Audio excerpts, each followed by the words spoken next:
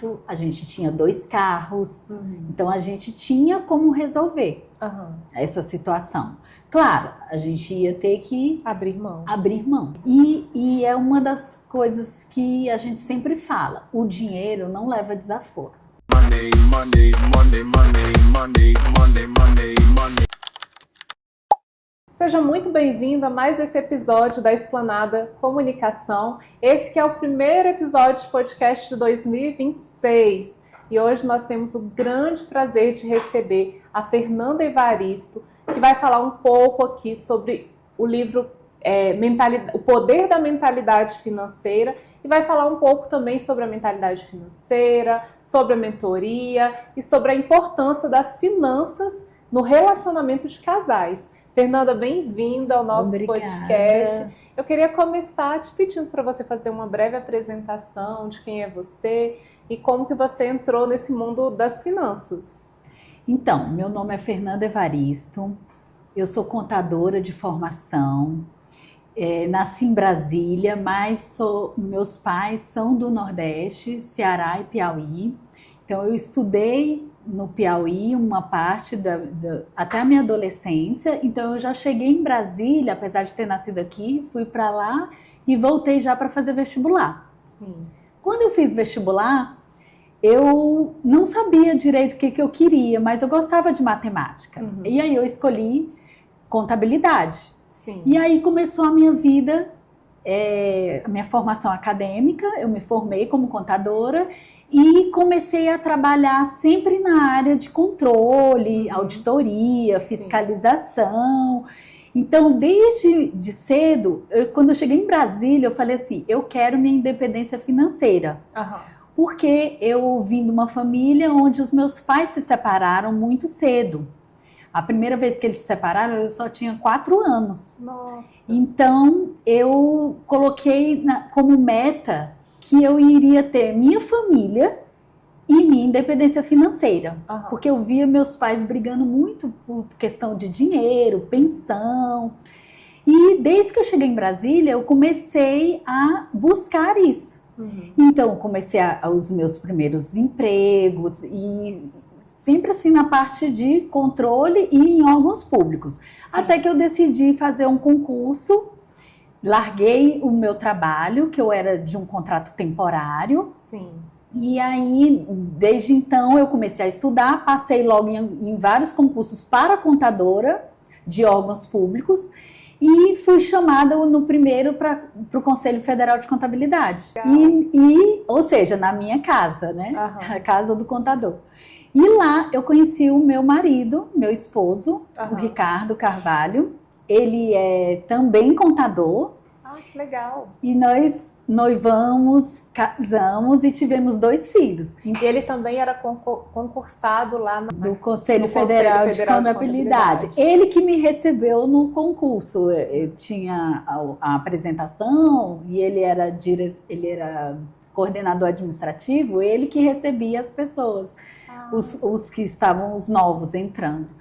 Então, ele me deu todas as orientações e nisso a gente foi se conhecendo e acabamos namorando, noivamos, casamos, tivemos 2 filhos. Ou seja, a gente estava construindo uma vida juntos. E essa, assim, digamos assim, é uma vida muitas vezes considerada a vida ideal, que é aquela pessoa que tem um emprego estável, né, dentro de uma estrutura pública, né, com vários benefícios, né, que o serviço ele traz, né, vale transporte, seguro de vida, previdência, enfim. Apesar disso, e vocês chegaram a ter algum problema financeiro, como é que começou essa situação? Queria que você contasse essa história. Então, apesar de os 2 serem contadores e ter uma estabilidade profissional e financeira, inclusive, porque os 2 ganhavam bem e tinham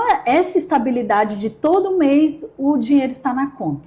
Por incrível que pareça, nós tivemos um problema seríssimo, que quase levou à separação. Ou seja, iria ruir todos os meus objetivos, que era ter minha independência financeira e ter a minha família. E qual foi esse problema? Então, nós casamos. E tínhamos essa estabilidade financeira em relação a todo mês. A previsibilidade. A previsibilidade, né? financeira, não era estabilidade, a previsibilidade, muito bem. Só que a gente começou a financiar sonhos. Uhum. A gente começava a ganhar mais e começava a aumentar o nosso padrão de vida. Sim.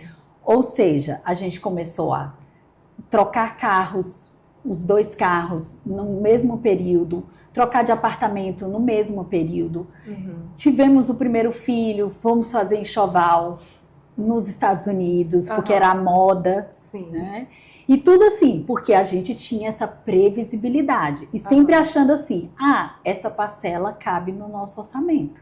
E tem também um pouco assim de, você fala assim, as pessoas vão todas aos Estados Unidos. Aí você fala, você se sente um pouco obrigada, né, digamos assim, para cumprir uma agenda social, Sim. a fazer a mesma coisa que as pessoas estão fazendo? Sim, isso aconteceu com a gente. Essa seria talvez uma armadilha, né, Fernanda? Sim, um erro financeiro. Você olhar para a vida do outro ou querer pertencer a uma sociedade por meio de coisas. Sim. Isso são muitas crenças. Ou seja, eu casei, eu venho de uma família do Nordeste, ele é de uma família do Sul, são 2 pessoas que se encontraram de diferentes culturas, né? Totalmente diferentes. Uma vez um chefe meu falou, vocês são assim 2 pessoas improváveis de darem certo, mas estamos juntos. E dessa cultura, os 2 vieram com crenças familiares, crenças com dinheiro, crenças de pertencimento. Sim. A gente costuma falar que assim, a gente aprendeu as leis sistêmicas, que é do pertencimento, da ordem e do equilíbrio. O pertencimento é saber que nós pertencemos a uma família, a uma sociedade, né? Mas a gente não precisa mudar o nosso comportamento para pertencer. Sim. A gente já pertence. E assim, ao se deparar com um problema financeiro, como que isso aconteceu dentro do relacionamento de vocês? Você assumia alguma coisa diferente dele? Vocês tinham contas conjuntas ou contas separadas? Como é que aconteceu assim, o imbróglio financeiro que de repente despertou vocês para resolver o problema, sentar e resolver esse problema? Então, nessa de trocar carros, trocar de apartamento, ter mais um filho, fazer enxoval nos Estados Unidos, fazer as festas mais. As festas dos meus filhos foram festões. Nisso, eu entendia que a gente tinha um valor, porque eu era a mulher das planilhas.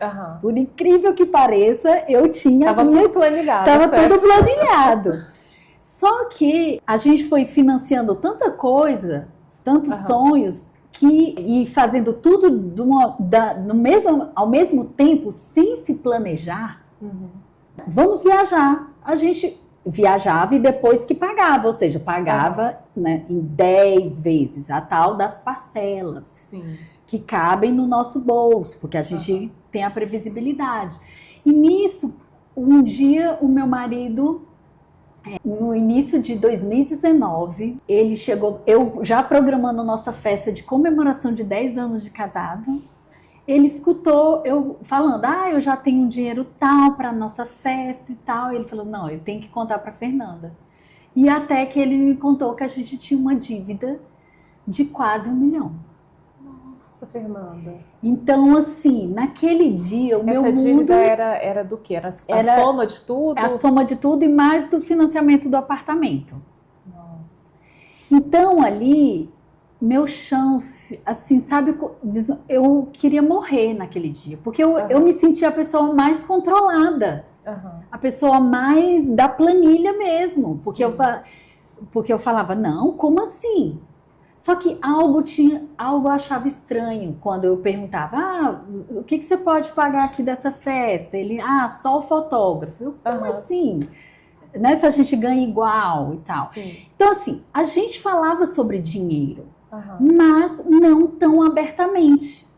Mas aí, então as contas eram, cada um pagava uma parte, assim. Isso, cada um pagava uma E parte. cada um não tinha conta conjunta?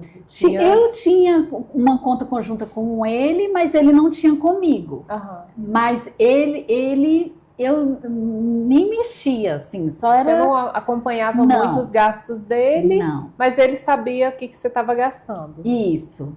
Sim. E então foi quando o meu mundo desmoronou e eu falei para ele. E aí fica a dica já, a primeira dica, sugestões para as mulheres que querem manter seu casamento. Sejam sábias. A prosperidade entra no lar pela mulher. E foi o momento que eu falei para ele, eu não sei se a gente fica junto, mas a gente vai sair dessa juntos. Por quê? Porque eu fiquei chateada por ele não ter falado. E eu achava que a gente tinha um diálogo. Então, a gente apagou o incêndio. Isso, o que você acha que aconteceu assim, na cabeça dele? Porque será que ele ficou com medo de compartilhar a dificuldade? Ele se sentiu inseguro com relação a isso? Ou você acha que ele queria resolver, sem que você tivesse essa preocupação? Assim? Foi esse misto. Aham. Foi um misto de coisas. E uma das coisas era, ele não queria me decepcionar. E ele tinha uma crença. Olha, você pode ver que eu sempre falo das crenças. Porque ele tinha uma crença, ele queria sempre agradar as pessoas para pertencer. Então, se ele me dissesse, ele ia estar me desagradando. Por que ele não me dizia não? Porque ele não queria me desagradar. Sim. Então era uma crença que ele tinha e que trouxe desde a infância. Ele tinha uma crença do abandono. Ele se sentia, por algum motivo, tinha a crença do abandono. E eu tinha a crença da filha do meio. Né, Não, eu tinha a crença da filha do meio, que eu precisava ser vista. Então, para eu ser vista, eu entendia que eu tinha que dar para os meus filhos o que eu não tive, prover ele das coisas que me faltou na minha infância. Sim. Isso é tudo crença. Né? E nisso, foi um misto, realmente. E ele queria, como homem, ser o provedor. Ele queria resolver sozinho. Só que chegou um momento que ele falou, não dá, não consigo. E ainda bem que ele me contou a tempo. E por isso que eu falei, não sei se a gente fica junto, mas a gente vai sair dessa juntos. E o que te ocorreu assim, no momento em que você soube de resolver essa situação? Porque você, pelo que você coloca, né, mesmo não permanecendo no casamento, você tinha essa decisão de resolver essa situação. O que assim, você tinha de carta para resolver essa situação? A gente tinha patrimônio. A gente, de certa forma, a gente tinha um apartamento, a gente tinha 2 carros. Então, a gente tinha como resolver essa situação. Claro, a gente ia ter que abrir mão. E é uma das coisas que a gente sempre fala. O dinheiro não leva desaforo. Então, se você não olha para o dinheiro, não cuida dele, ele vai embora, sem você nem perceber. Sim. Então, de uma certa forma, a gente não olhou muito, né? Achava que tinha um controle, mas não tinha. Achava que tinha transparência na relação e não tinha. E acabou que a gente teve que se desfazer de algumas coisas. E que no final da história ficou melhor. A história é boa. E aí vocês venderam um apartamento, venderam um carro, como é que vocês fizeram? Isso, a gente teve que tomar algumas decisões. A primeira delas é, não, vamos vender o apartamento. A gente vai para o menor, a gente compra um mais barato, a gente vai buscar as alternativas. Na época, já a Caixa, ou aquele financiamento imobiliário, já tinha aumentado para um valor maior. No caso, o financiamento não deixava a gente quitar com o FGTS, que era outra alternativa. A gente tinha o dinheiro do FGTS para quitar, mas não podia porque naquele contrato não permitia, na época. Entendi. Então, a gente teve que procurar um que coubesse o FGTS. E isso nos ajudou muito. Fora isso, a gente vendeu um carro, então a gente passou a ter só um carro.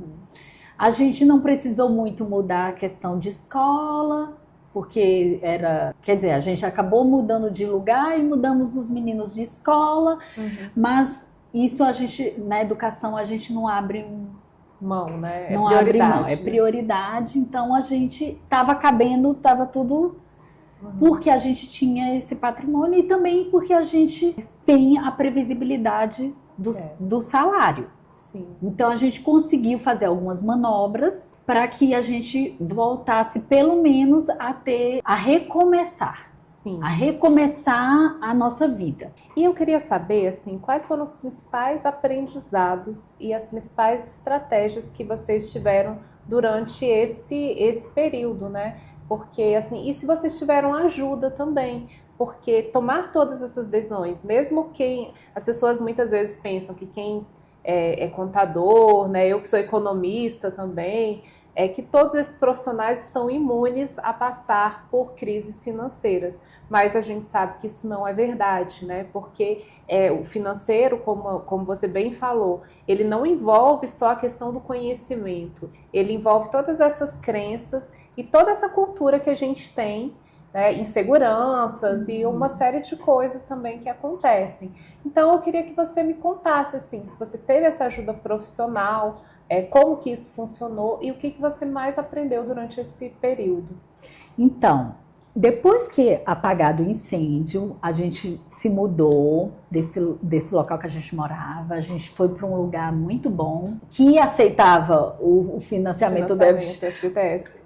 A gente podendo utilizar o FGTS, que isso ia facilitar naquele momento, e a gente abdicou de um carro e fomos morar num lugar muito bom. Nisso, eu um dia, depois que a gente se mudou, eu falei assim, olha, apagado o incêndio, tudo bem, a gente está junto, porque eu fui olhar lá atrás, outra sugestão que eu dou para as mulheres, para os casais, assim, olhe para a sua parcela de culpa. E aí foi isso que me incentivou a que eu continuasse o meu casamento, porque eu olhei assim, poxa, mas espera aí, os dois têm responsabilidade. Por que eu também não olhei para isso? Por que eu não insisti em saber mais o que estava acontecendo? Por que eu deixei o problema só com ele? Então eu vi e olhei para as minhas crenças. Por que eu tenho que dar para os meus filhos o que eu não tive? Então, isso também foi um grande aprendizado. É uma necessidade sua e não deles. Isso. Né? Às vezes a gente vive, né, achando que os filhos têm a mesma necessidade, a falta do que a gente tinha lá atrás. Isso. E isso não é verdade. E não era. Às vezes eu estava fazendo aquelas festas para mim. Uma das festas foi na Casa X, da Casa da Xuxa. Lembra que tinha aqui em Brasília? E aí descia da nave. Minha filha nem conhecia a Xuxa. Quem é que estava mais feliz descendo da nave? A mamãe. A mamãe. É engraçado. Eu vou até contar uma história assim, né, que eu acho que é interessante, porque quando eu era jovem, meu sonho era ter um carro, né? E aí eu achava que o sonho do meu filho também, quando fizesse 18 anos, era ter um carro. E aí ele passou na UNB. E aí eu falei assim, então ele vai ganhar de presente, porque passou da UNB um carro. E comprei o carro, né, 0 quilômetro e tal. Entreguei para ele, ele agradeceu assim, mas eu acho que se eu tivesse dado um chapéu para ele, tinha sido a mesma coisa. E aí eu vi exatamente isso que você está falando, que aquilo que é um sonho pra gente, não necessariamente é o sonho dos nossos filhos. Só que nessa situação, o que vai comprometer da nossa estrutura financeira e o quanto que a estrutura financeira rouba a nossa paz, né? Muito. Porque desde que eu soube que a gente estava assim, eu não dormia mais, né, preocupada. Então, até eu resolver tudo e a gente quitar todas as coisas, a minha vida não teve paz. E aí nisso, a gente buscou uma ajuda. Eu falei, não, os dois ganham bem, os dois são funcionários públicos, vamos buscar conhecimento. E foi aí que a gente contratou uma mentora financeira, 2 contadores, contratando uma mentora financeira. E foi o melhor investimento que a gente fez nas nossas vidas. Desde o início do nosso casamento. Foi o melhor curso, a melhor o melhor investimento. Aham. Porque até hoje está reverberando no nosso casamento. A pontinha desse esse início de conhecimento que a gente foi buscar. E a mentora financeira, ela nos ajudou a nos organizarmos financeiramente e a olhar diferente para o dinheiro em alguns aspectos. E foi aí que ela chamou a atenção do meu marido, porque ele já era mentor, ele já era coach de carreira, de liderança, ele já tinha uma bagagem que ele já estudava sobre isso. E já tinha atendido algumas pessoas. E foi aí que ela despertou o meu marido para por que ele não estava usando todo aquele bagagem, aquele conhecimento que ele tinha para atender as pessoas e fazer mais dinheiro além do serviço público. Uma renda extra. Uma renda extra. Porque chega um determinado momento que a gente, por mais que a gente aplique técnicas e estratégias financeiras no orçamento do casal, chega um momento que, se você quer manter esse padrão de vida que você deseja, ou aumentar o padrão de vida, você tem que fazer mais dinheiro. Então não é só poupar. Porque essa é a armadilha também da estabilidade, né? Você tem ali aquela renda estável, mas você também não tem aquelas grandes viradas, né? Que podem mudar realmente, te fazer ter uma prosperidade maior. Aí você teria que fazer realmente um extra. Fazer um extra. E até para você, isso eu falo no meu livro, para você servir com o seu talento. Servir as pessoas com o seu talento, com a sua capacidade. E foi aí que surgiu a mentoria financeira. A nossa empresa foi desse despertar da nossa mentora financeira. Então a mentoria, a princípio, seria seu marido que iria fazer a mentoria? Sim. Ou vocês dois já estavam alinhados que seriam os dois? A princípio, ele montou a empresa, que chama Solocreas, que é Somente Acredite. E é uma empresa de capacitação, mais na questão de carreira, liderança sistêmica, perfil comportamental. E quando ele estava ali atendendo as pessoas, eu resolvi estudar também e comecei a buscar mentores que pudessem alavancar a carreira dele como mentor. E nessa busca, eu me apaixonei pelo mundo das mentorias. Nossa, que legal. Como eu gostava já de ter as minhas planilhas financeiras, já tinha passado por esse problema. E resolvido. E a gente mesmo que apagou o incêndio, a gente mesmo que conseguiu resolver o problema, a gente foi buscar o conhecimento para ter mais habilidades com o dinheiro. E então eu resolvi também entrar no mundo da mentoria para auxiliar o meu esposo. E no final a gente acabou juntando as mentorias, ele com a mentoria de carreira, eu com a mentoria financeira. Só que as pessoas buscavam mais a mentoria financeira. Só que a gente passou os problemas juntos, a gente resolveu juntos, a gente saiu do problema juntos e a gente estava buscando conhecimento juntos. E foi aí que a gente resolveu unir as duas mentorias e começamos atendendo pessoas individuais e depois fomos para casais, porque viam os dois sempre juntos. Então a busca maior pela nossa mentoria são casais, mas a gente atende no individual também. E como que, assim, a partir disso, né, da frustração, do endividamento, de resolver esse problema, como que o relacionamento de vocês, de casal, como homem e mulher, ficou durante esse período? Como foi essa construção de vocês? Na época, como eu falei, né, eu disse para ele, a gente entrou junto, vamos sair juntos. E nessa busca de conhecimento, e o fato de eu ter buscado me conhecer, fazer um autoconhecimento, e ele também, os dois buscaram se conhecer e depois verificar o que a gente errou no relacionamento.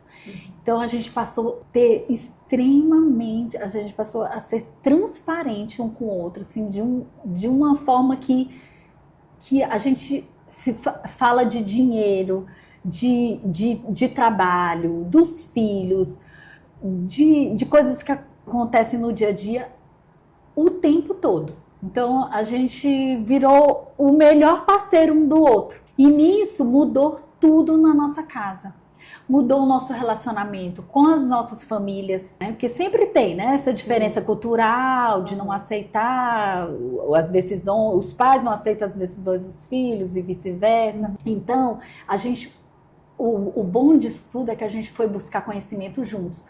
Não só do financeiro, mas também do autoconhecimento, de curar nossas crenças, de buscar outros conhecimentos que a gente jamais imaginaria. E nisso mudou toda a nossa relação e hoje a gente vive uma relação muito transparente, muito clara e de muita parceria. E aí vem também a questão da empresa. Sim. Como casais dão certo numa empresa? O ponto principal é a parceria e você respeitar o propósito, o desejo do outro. E Fernanda, eu queria que você falasse um pouquinho sobre as estratégias. Quais são as estratégias para a pessoa que está passando por esse momento, por esse endividamento? A primeira estratégia é buscar conhecimento. A segunda é você aprender a mudar a sua mentalidade em relação ao dinheiro. A terceira, tenha objetivos claros. Quando você tem um objetivo, você tem uma direção. E aí você não vai gastar o seu dinheiro com qualquer coisa. Terceiro, o quarto, faça um planejamento financeiro. Você tem que, para fazer o planejamento financeiro, você precisa ter clareza do que você ganha e do que você gasta. Quinto, você tem que saber qual é o seu padrão de vida. E o que é o padrão de vida? É o que você gasta com moradia, saúde, alimentação, lazer, vestuário, itens pessoais, tudo que você gasta para sua subsistência. É o seu padrão de vida. Sexto, você tem que ter um padrão de vida até 60% dos seus ganhos. Porque os 40% é para você investir no seu futuro, para você realizar sonhos, para você fazer doações, para você ter uma reserva, que eu falo que não é reserva de emergência, mas é a reserva da paz. E o sétimo, você tem que fazer mais dinheiro, porque você veio para essa vida para prosperar. Então busque usar o seu talento, as suas capacidades para fazer mais dinheiro. Você consegue. E comece servindo. Se você quiser começar um negócio, como a gente começou, comece por um propósito de servir. Porque se você começar pelo dinheiro, provavelmente ele não vai dar certo. Claro que a gente precisa do dinheiro, como eu falei no início, mas comece por servir, por ter um propósito. Olha o nosso exemplo, 2 funcionários públicos que não precisavam fazer mais a gente, só do fato da gente ter aprendido a mexer com o dinheiro, a lidar com o dinheiro, a mudar a nossa mentalidade, a gente já conseguiu sair de uma dívida de quase 1 milhão e ter hoje o dobro dessa dívida investido. Então, assim, você é capaz de sair das suas dívidas, de fazer mais dinheiro, desde que você tenha um propósito de servir. E a gente começou servindo, gravando vídeos de graça, dando palestras de graça, atendendo as pessoas, orientando. E aí, naturalmente, a empresa foi surgindo, o negócio foi dando certo, as pessoas foram aparecendo. Então, é isso mesmo. E é interessante, eu achei interessante esse ponto que você falou dos 60, 40, né? Porque se a gente for pensar bem, esse 60% é aquilo que a gente não consegue escapar. E os 40% é a liberdade, né? Isso. E aí vai da sua vida, do que é o seu propósito, do que é o seu objetivo. A nossa família, a gente gosta muito de viajar, então a gente já coloca 20% para os sonhos. Sim. E 10% para investimento e 10% para emergência. Ou a reserva da paz, que eu chamo, porque quando você está ali num problema, ela é que vai te socorrer, por isso que eu falo que é a reserva da paz. Só que às vezes esse método que a gente utiliza de 60, 20, 10 e 10 é para a nossa vida. Então, a gente olha para o seu estilo de vida, para os seus objetivos e estipula um método para que você possa destinar os seus recursos. Aí vai depender dos seus objetivos, do seu estilo de vida. Sim. Mas o padrão de vida não pode ultrapassar 60%. Esse é a nossa indicação, é o nosso método. E aí tem outros métodos, tem o método do TED, que é trocar, eliminar e diminuir despesas desnecessárias, que a gente ensina. Tem o método dos 15 minutos, você todo dia tirar 15 minutos para olhar para a sua vida financeira. E tem muitos mais. Mas essas 7 já, se você praticar isso, que além de buscar conhecimento financeiro, estratégias financeiras e da gente mudar a nossa relação com o dinheiro, a gente buscou outros conhecimentos. Porque aí a gente entrou no mundo dos estudos, das relações, da parte comportamental. E nisso a gente foi estudando sobre autoconhecimento. Eu fui buscar me conhecer na relação, me conhecer como pessoa, mulher, depois mãe, depois esposa, profissional. E ele também buscou isso. Então os dois se juntaram e foram buscar conhecimento. Mais conhecimento, não só na parte financeira. E isso mudou totalmente o nosso relacionamento. Porque a gente passou a ser super transparente um com o outro. Isso passou para os nossos filhos. A gente já conversava. A gente já conversava muito, a gente já falava sobre dinheiro, mas não abertamente como a gente fala hoje. Então, e isso mudou tanto o nosso relacionamento em casa, com os familiares, porque acaba que assim, os filhos às vezes não concordam com as decisões dos pais, os pais não concordam com as decisões dos filhos, tem as diferenças de cultura que a gente falou no início da nossa conversa, né, a diferença cultural, e isso gera assim, alguns conflitos, não concordância, só que nessa busca de conhecimento, a gente melhorou muito o nosso relacionamento. E tem uma coisa chamada parceria. A partir do momento que você começa a ser parceira do seu parceiro, as coisas mudam. Inclusive a questão do respeito à individualidade. Sim. A gente juntou as finanças, mas cada um tem seus objetivos. Porque senão fica frustrado também, né? Se você não respeitar o espaço do outro, os desejos, aquele relacionamento se torna pesado e difícil de carregar, né? E a mulher tem alguns desejos muito diferentes dos homens. Sim. Os homens são mais objetivos, mas as mulheres, elas gostam, tem a questão da estética, tem a questão do se cuidar. Mulher gasta mais. É verdade. Agora eu queria falar um pouquinho sobre este livro, né, que você tem um capítulo aqui, que é o Poder da Mentalidade Financeira, onde você fala um pouquinho sobre erros, né? Quais são os erros dentro dessa mentalidade financeira, aprendendo com os erros financeiros. E aí tem alguns tópicos aqui que você colocou no livro, como não investir em educação financeira e emocional, porque não é só saber sobre finanças, né? Tem que estar ligado no emocional.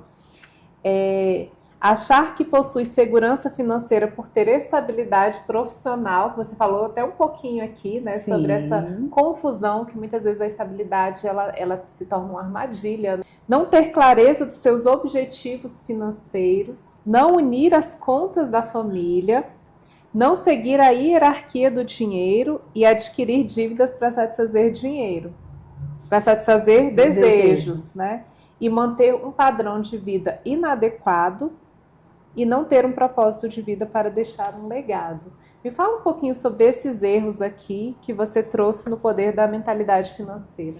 Então, o primeiro que é não buscar investir em conhecimento, tanto financeiro como emocional. O dinheiro, ele é mais emocional do que racional. Porque quem é que não sabe somar e subtrair?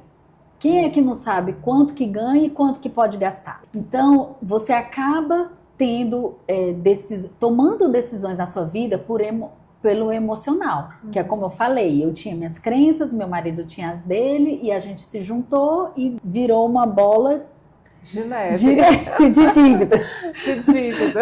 Por questões emocionais. Então, busquem investir em conhecimento financeiro, emocional, de você ter um bem-estar. Eu costumo dizer que assim, a prosperidade, o que eu ensino nas mentorias, que ela tem 3 pilares.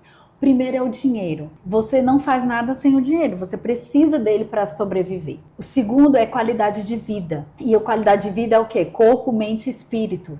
Não adianta você ter dinheiro se você não tem esses três requisitos na sua vida. Que é você estar bem emocionalmente, fisicamente e mentalmente. E espiritualmente. Sim. Porque, quer ou quer não, o dinheiro também é espiritual. Na Bíblia tem mais falando sobre dinheiro, prosperidade, riqueza, do que amor. Tem mais palavras do que o amor. Porque compromete muito, né, a sua estrutura. Muito. E o terceiro é a liberdade de escolha. A liberdade de escolha é você ter o dinheiro e escolher não comprar. Posso dar o exemplo de um carro? Pode. Eu falei que no início a gente teve que vender um dos carros. Então a gente está até hoje sem um carro. Isso é uma liberdade de escolha. Eu tenho dinheiro para comprar outro carro, mas não faz sentido para a nossa vida hoje. Então, há 2 anos atrás, quase 3, 2 anos e meio, a gente resolveu trocar nosso carro, porque já estava na hora, o único que a gente tinha. E a gente tinha o dinheiro para ou trocar um carro e comprar mais um, porque a gente estava só com um, ou comprar um à vista. Que eu sempre gosto de ter um pelo menos melhor. Gente, a gente decidiu, eu falei, não, mas tá tão bom, a gente só com carro, a gente vai pro trabalho junto, volta junto, a gente conversa, a gente resolve a vida, a gente reza, a gente conversa com os meninos, pergunta como que foi o dia deles, e estamos ali vivendo em família. Olha só a mentalidade. E aí a gente chegou na concessionária e falou, não, vamos trocar. Gente, a gente pagou o carro no Pix. Nossa. A melhor sensação não era sair da concessionária com carro zero. Era de ter pago o nosso primeiro carro no Pix. Sem dívida. Sem financiamento. Isso é mudança de mentalidade. Então, assim, aí você me perguntou assim, às vezes você pode estar tomando atitudes por causa da sociedade e tal. Quantas pessoas no meu trabalho falam assim, nossa, Fernanda, você não tem um carro? Eu tenho. Às vezes eu tenho. Tem dia que eu tenho, tem dia que eu não tenho. Ainda mais nos dias de hoje, né, que tem Uber no celular, não tem necessidade, assim, de estar, né, com 2 carros, né? Isso. E isso foi buscando conhecimento, buscando educação, buscando mudar a minha mentalidade. Isso é muito importante. É muito importante. Agora eu queria saber de você, assim, vocês, a partir de tudo isso que vocês viveram, quais são os novos planos e os novos projetos? Porque vocês, assim, já construíram um legado, já estão ensinando, né, para as pessoas sobre educação financeira, emocional, sobre a importância, né, do casal também ter esse relacionamento mais transparente. O que você vê, assim, para frente que vocês ainda podem fazer para contribuir com as pessoas? Então, a gente tem uma empresa e a gente tem uma marca. A nossa marca se chama De Valor. Porque a gente acredita que as pessoas precisam dar valor ao dinheiro, dar valor à família e dar valor à realização dos seus sonhos. Nisso, a gente montou uma mentoria com a nossa marca. A gente atende individual, a gente atende casais, já tem 3 anos, vai para o 3º ano que a gente está atendendo pessoas, então de diferentes... a gente atende pessoas de funcionários que são funcionários públicos, que têm estabilidade, profissional liberal, a gente já atendeu 2 irmãs, a gente já atendeu uma pessoa individual, já atendemos um casal que não tinha problema com financeiro, mas tinha problema de falar de dinheiro no casamento. Então, já tivemos clientes com muitas dívidas, com poucas dívidas, clientes que só queriam se organizar financeiramente. Então, a gente adquiriu e a gente adotou a nossa metodologia, unindo não só as técnicas financeiras, mas também o lado de você olhar para suas crenças, para suas dores emocionais que te levam a você não prosperar. Porque essas dores e crenças acabam influenciando na sua vida financeira e podem te levar até as dívidas, que foi o que aconteceu com a gente. Então, a gente criou um método. A nossa mentoria se chama Mentoria Financeira de Valor. E aí tem vários tipos, né? Depende do caso. Se a pessoa tem muitas dívidas, a gente precisa ficar com mais tempo para ajudar as pessoas a quitar essas dívidas.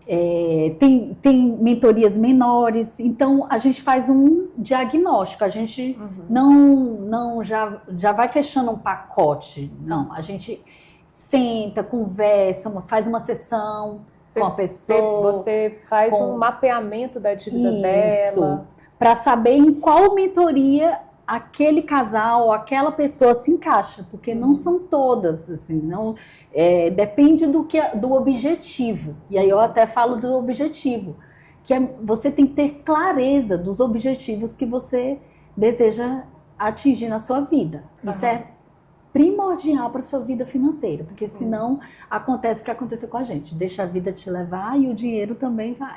E aí você não perde o controle da vida, né? Isso. Achei muito interessante o que você falou com relação ao poder de decisão, que as pessoas acham que o poder de decisão é falar sim para tudo, mas o poder de decisão real é falar não, né? Quando aquilo vai comprometer seu futuro, né? Sim.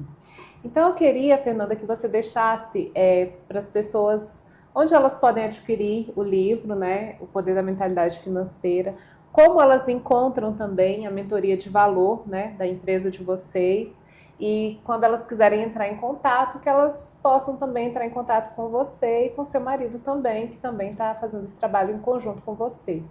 Então, eu como mentora financeira, eu tenho a minha rede social, é Fernanda de Valor, de mudo, Fernanda de Valor Oficial. Lá tem o link, onde na bio tem o link do meu telefone, que é um telefone onde eu marco as sessões estratégicas para você conhecer. A primeira sessão não tem nada, a gente não vai falar nada de pagamento, a gente vai te conhecer para saber em que estágio você está na sua vida. E lá também tem o link do livro O Poder da Mentalidade Financeira. Esse livro assim, ele é maravilhoso, foi construído por 31 autores, e que vai desde a questão da mentalidade financeira até investimentos, dicas de estratégias financeiras, de planejamento financeiro, de relacionamento de casais em relação à vida financeira. Ele é riquíssimo, esse livro. No link da bio, Fernanda de Valor Oficial. Você vai encontrar o meu telefone e o link do livro.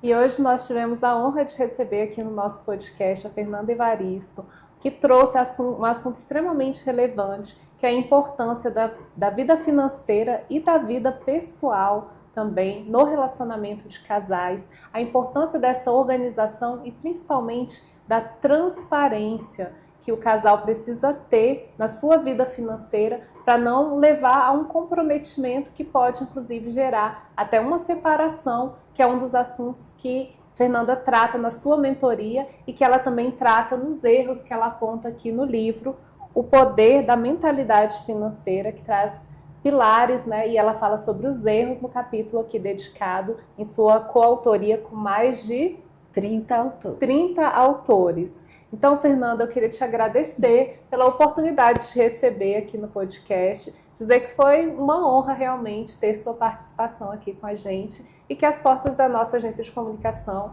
estão abertas para você. Muito obrigada. Para mim também foi uma honra estar aqui.